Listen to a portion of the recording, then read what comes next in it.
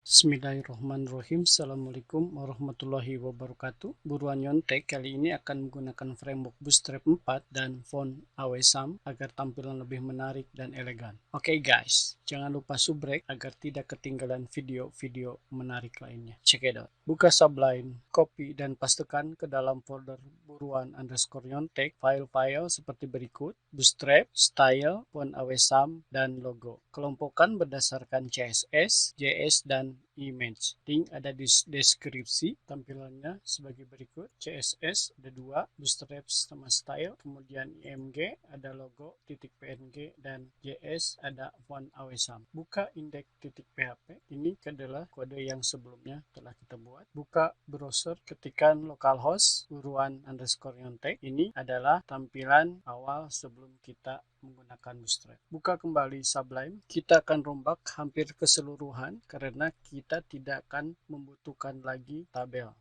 Memanggil Bootstrap-nya yang berada pada folder CSS. Di sini kelas kotak, ini script-nya. Kemudian kelas form sign in, form sign in. Kemudian di sini ada kelas logo. Kemudian judul login.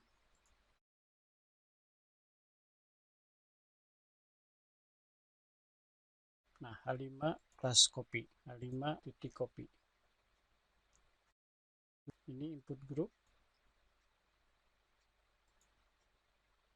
Kita buka lagi browser, kita refresh.